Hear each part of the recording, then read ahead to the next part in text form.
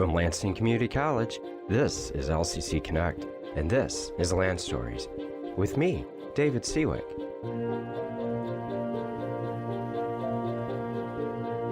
Each episode explores a different topic, such as the people, business, neighborhoods, communities, buildings, and other phenomena that make up the history of our college and our region. We tell stories, and in doing so, we connect the past to the present. Several years ago, I was asked by Lansing Community College to put something together for a walking tour of the campus. And being a person that likes walking, and also somebody who at that point had taught history with a pretty good local focus when and where possible for a number of years at the college, I got really excited at this. I thought, wow, this would be a great opportunity to throw a little bit of history into a tour of the beautiful campus of Lansing Community College in downtown Lansing. And so, about the same time, I happened to come upon an archive of what turned out to be about 9,000 photographs that had been scanned in to the college by our marketing department. At that time, a few years prior to my endeavor to embark upon a information piece for a more formal tour of the college campus.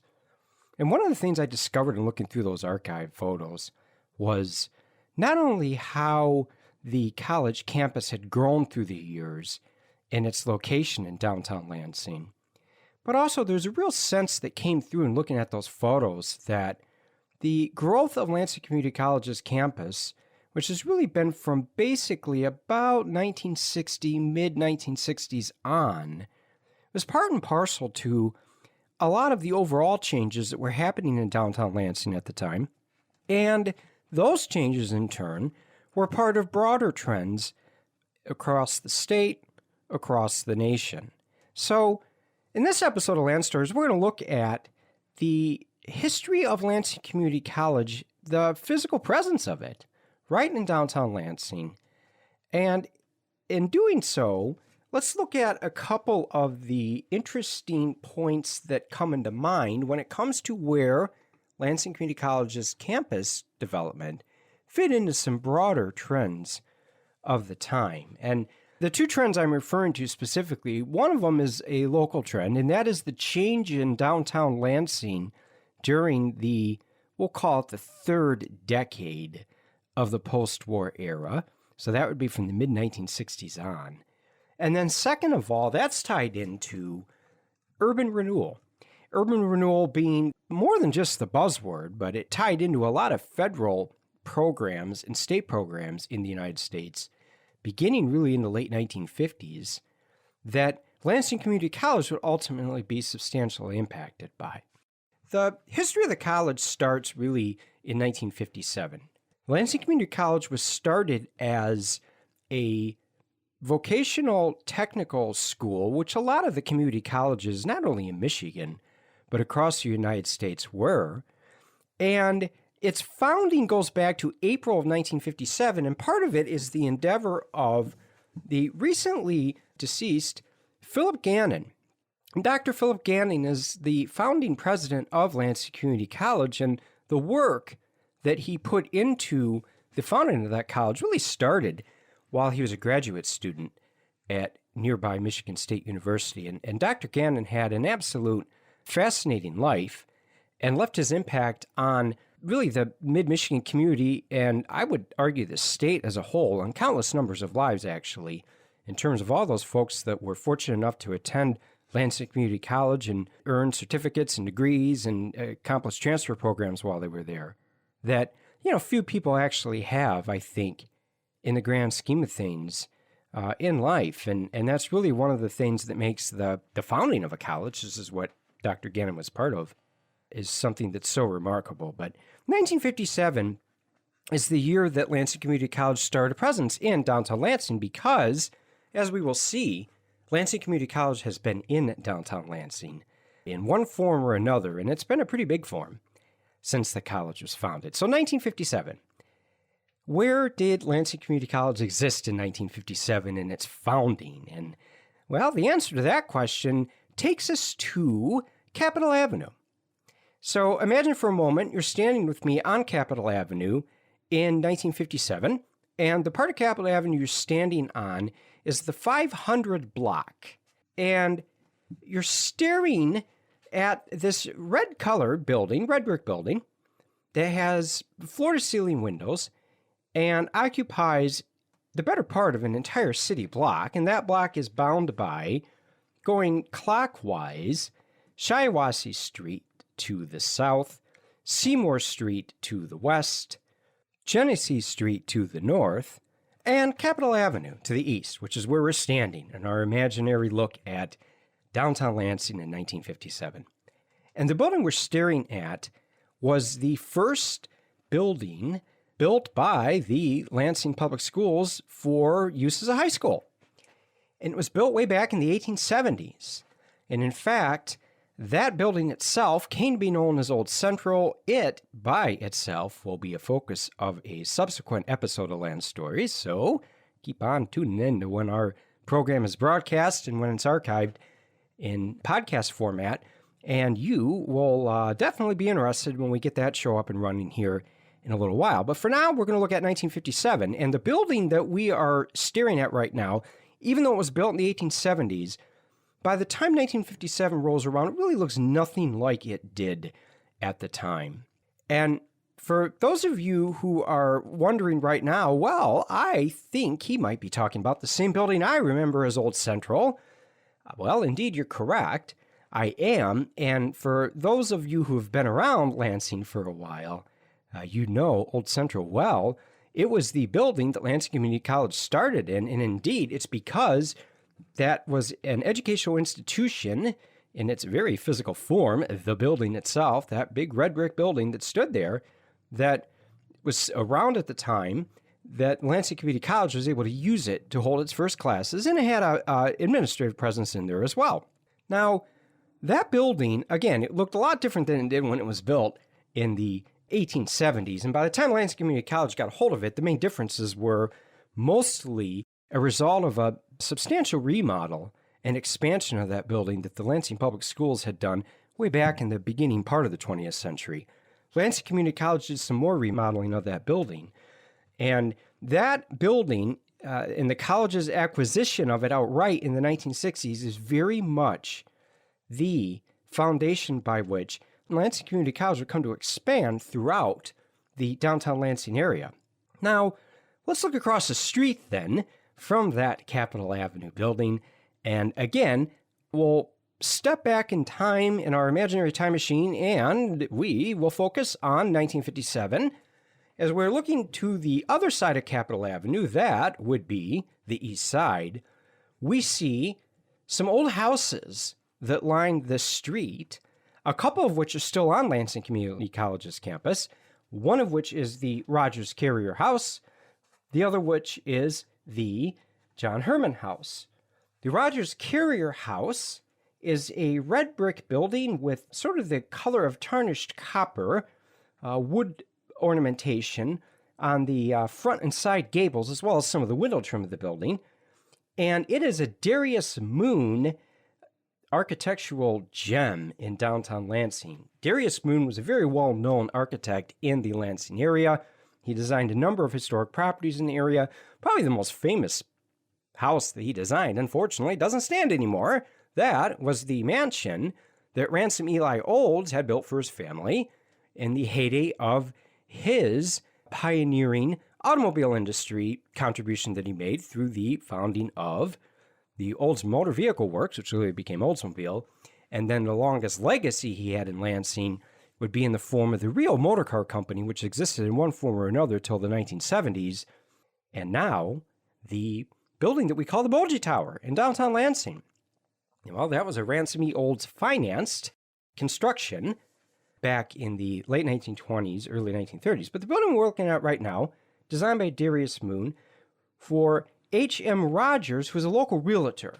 He had that house constructed in 1891, and it was used by the college after it acquired it in 1967, furiously as a bookstore, as a location of the college foundation office, and also as the location of offices for faculty and staff on the college campus. That house that's still on Lansing Community College's campus, as well as the house next door to it, the John T. Herrmann House, these are going to be the focal point for the remaining part of our radio walking tour of the campus. So we're going to walk a little bit further south, right next door actually, to the John T. Herrmann House. We go, and it is right next door to the Rogers-Carrier House. The Herrmann House was built just a couple years after the Rogers-Carrier House, built in 1893, and John T. Herrmann, of whom the house takes its name from, was a local tailor. He ended up having a very prominent role in the Lansing business community at the time. He was well known, and the construction of his house tells us that he did quite well with his business endeavors. That house was acquired by the college about the same time that the Rogers-Carrier House was acquired, both in 1967, and just as the case with the Rogers-Carrier House in the 1980s, Lansing Community College students, as well as local contractors, worked on restoring the house. It was designated as a historical site in 1987, and then the house more recently has had some necessary renovations done to it as well to keep it standing, and it currently stands as the house that the Lansing Community College president lives in. And I like to think of that house as sort of the kind overlooking property of the area, and perhaps it sounds a little bit odd to affix a emotional quality such as kind to a house, but it just has a stately look to it. It faces Capitol Avenue, and behind it sits the Shigematsu Memorial Gardens, as well as the rest of Lansing Community College's campus, and it therefore serves as a nice gateway into the beautiful college campus. So, carrying on with our radio walking tour, we are going to walk onto the property of the John T. Herrmann House. We're going to walk around the south side of it, and we're going to enter into the property through the beautiful Shigematsu Memorial Garden. That memorial garden was built in the first decade of the current century, and it is named in honor of some folks that were involved in a program that Lansing Community College once had with a business and educational institution in Shiga Prefecture in Japan. Shiga is the sister state, if you will. They're called prefectures in Japan, or roughly the same equivalent as a state in the United States, to the state of Michigan.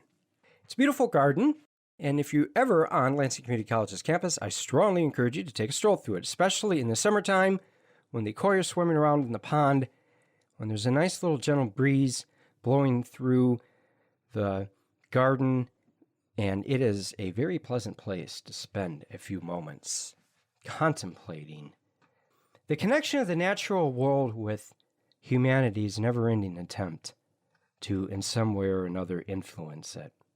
From that point on, we are going to walk a little bit to the east, not much, just a couple hundred feet, and we're going to encounter the first major construction project that Lansing Community College endeavored to embark upon on the college's campus, and that would be the Arts and Sciences building, which was built in the 1960s.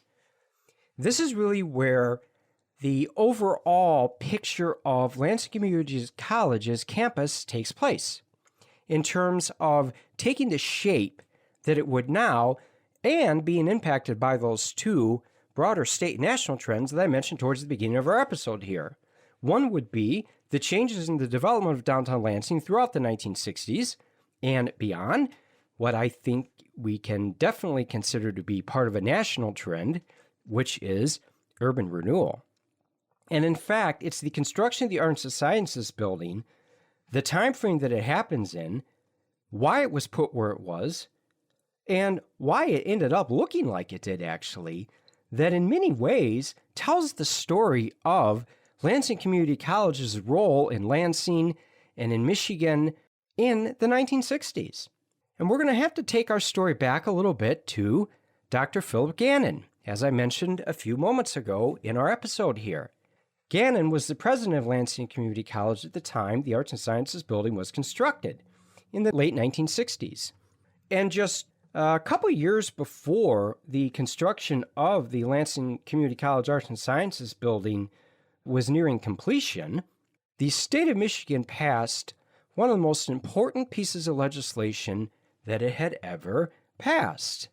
And that would be the Community College Act of 1966, Act 331 of 1966. This is a very important act because what it did is it enabled community colleges to organize themselves into districts that were funded by a combination of property tax millage, just like a public school district is, as well as tuition and other state and federal monies, just like a university is. And as the funding sources for a community college was and still is a blended model between how a public K-12 school district is financed and how a university is financed, so was the case with the blended model of governance that the Community College Act of 1966 authorized. So community colleges in Michigan are very much governed and funded as a blend of the model that the K-12 districts in the state use, as well as the model by which universities use. And that makes our community colleges here in Michigan a really unique asset that we have. They are community assets, and they are funded by the community that they exist in and the community writ large when you look at the availability of students to attend those colleges and pay tuition, as well as the state and federal funding that they receive. But the reason why I'm mentioning this act right now is because when the Community College Act of 1966 was passed, it caused the community colleges that were already in existence at the time, such as Lansing Community College, to reorganize their governance structure along the same lines that this act enabled them to do so. And that meant the election of new boards of trustees and the administration of the funds through these various funding sources. So out of that, the Lansing Community College Board of Trustees is looking at its enrollment in the 1960s, and it decides that it's time to build a new instructional building on the campus. And that building ultimately took form as the Arts and Sciences building, and construction of that building was nearly complete by the time we get to 1968.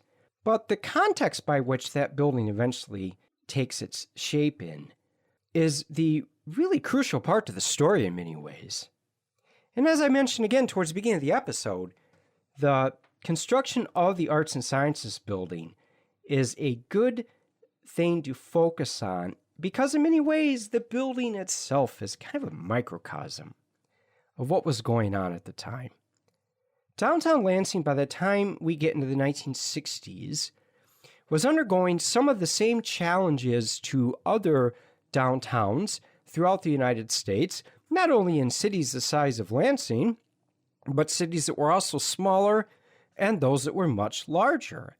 In the 1960s, to make probably the most important point in somewhat of an overly simplistic summary, it was the time of suburbanization.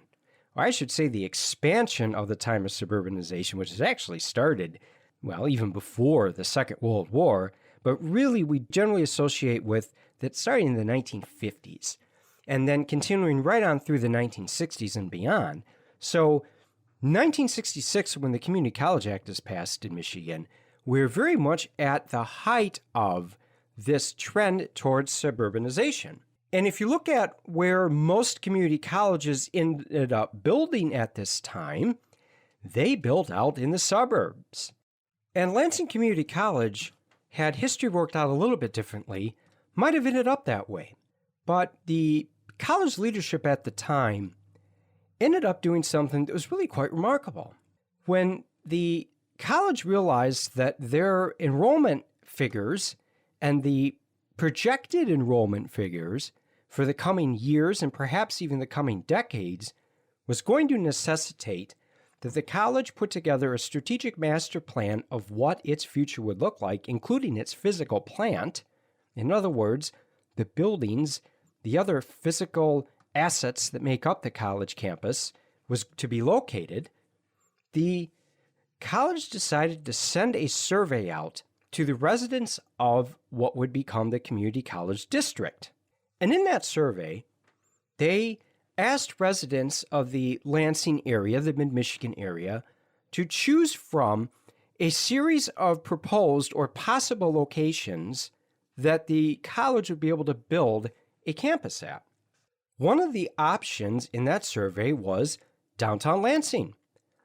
The college at the time was operating in some buildings that already existed in the area that is the college campus now, but had reached the point where it needed to really build a campus of its own rather than acquiring buildings that were already there that weren't necessarily purpose-built for what the college was going to use them for.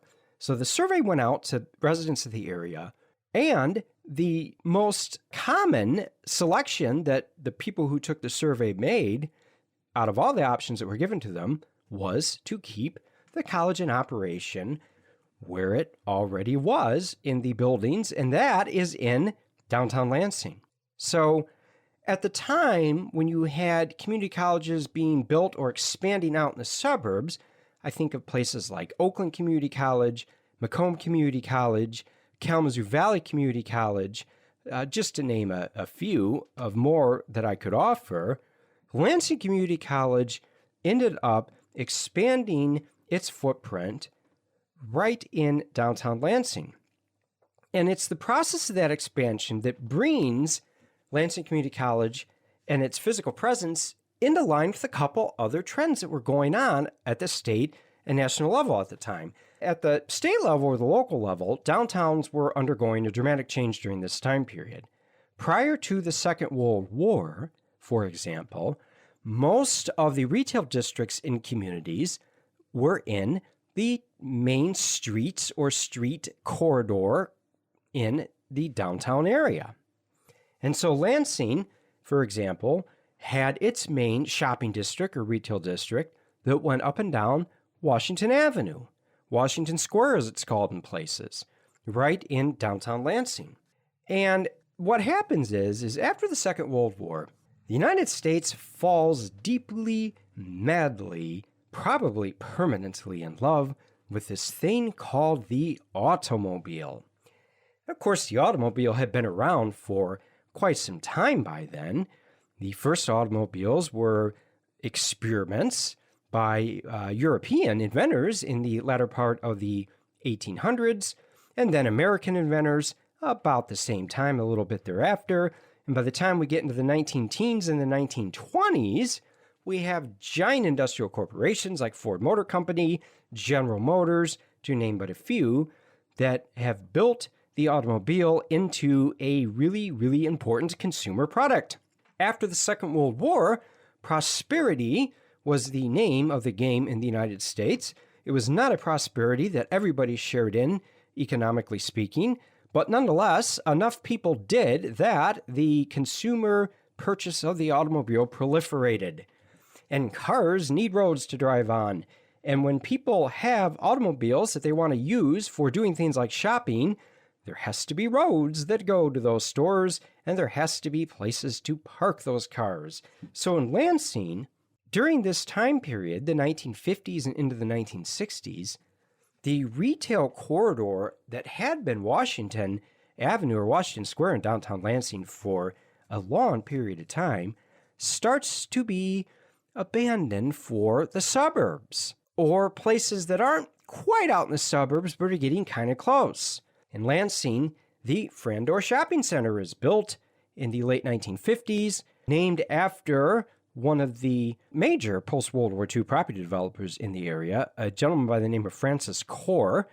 And the Francis Core Company is who developed Frandor, and it's called Frandor because Francis Core and Doris Core, Francis's wife, is who that shopping center is named after. And this isn't a history of Frandor, but the reason why I mention this is because the draining of the retail corridor in downtown Lansing had a profoundly transformative effect on the city.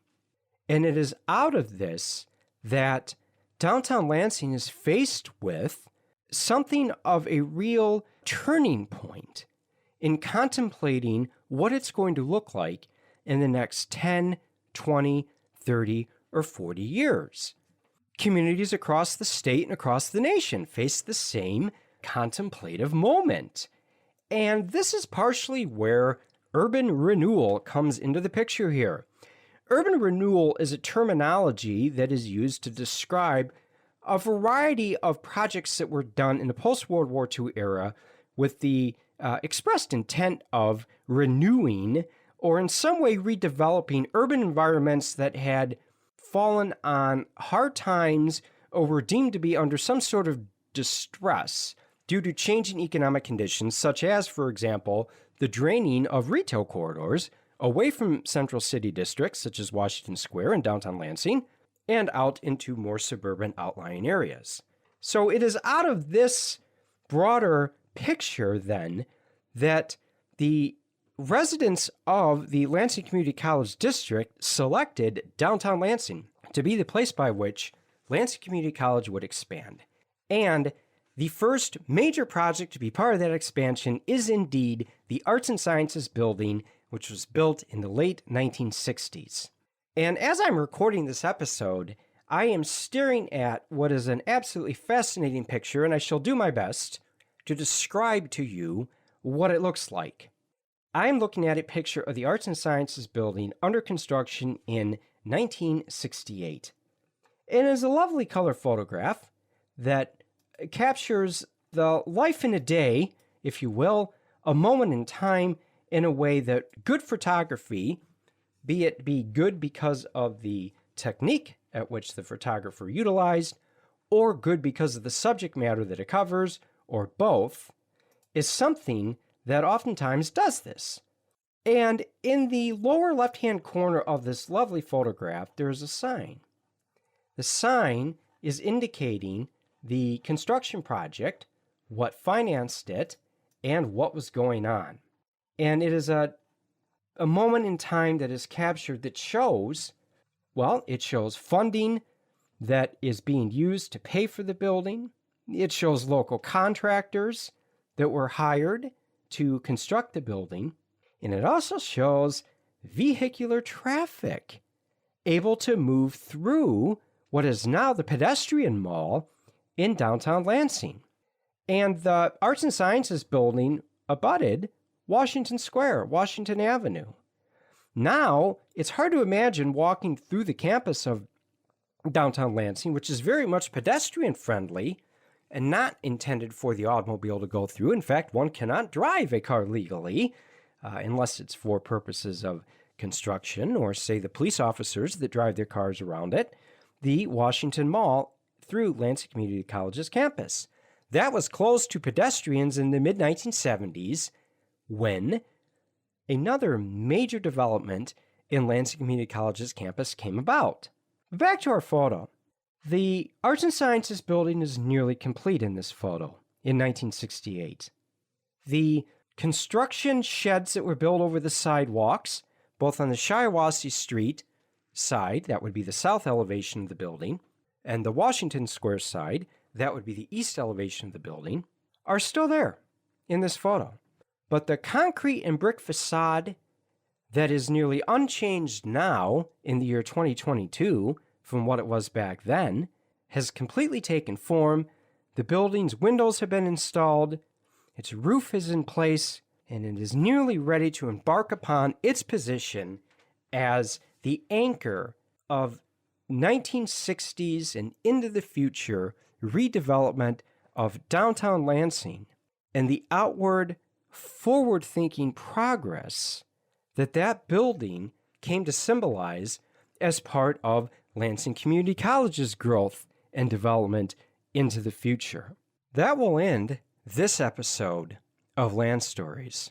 Next episode, we are going to look at the construction of Lansing Community College into the 1970s and how that would continue to play a major role not only in the redevelopment of downtown Lansing, but also in the lives of the tens of thousands of students who would attend Lansing Community College. For now, next time you're walking through downtown Lansing, take a stroll on the Lansing Community College's campus. Notice the, by now, 140 years of history that the buildings in that campus encompass. Stand on the corner of Shiawassee Street and Washington Square.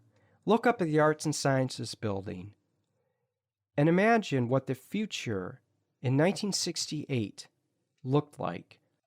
Not only for those who were working on the finishing touches of the construction project, but also for the students. The students at Lansing Community College in an endeavor to make their future a better place, and what that building says about what that future ended up being.